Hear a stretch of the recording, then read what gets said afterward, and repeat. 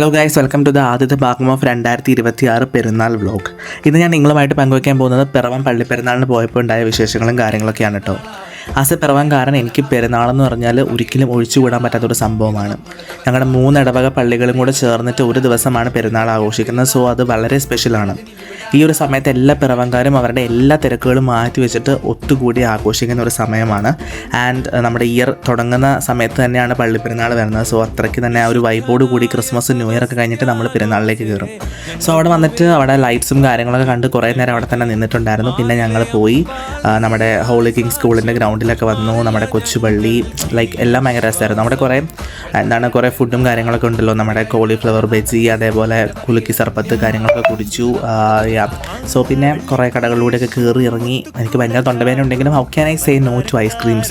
അങ്ങനെ ഐസ്ക്രീമൊക്കെ കഴിച്ചു. പിന്നെ ഞങ്ങൾ പോകാൻ നേരത്തായിരുന്നു പ്രദക്ഷിണം വന്നിട്ടുണ്ടായിരുന്നത്. സോ അത്രേ ഉള്ളൂ ഗൈസ്. ബാക്കി വിശേഷങ്ങൾ അടുത്ത വ്ലോഗിൽ. ബൈ.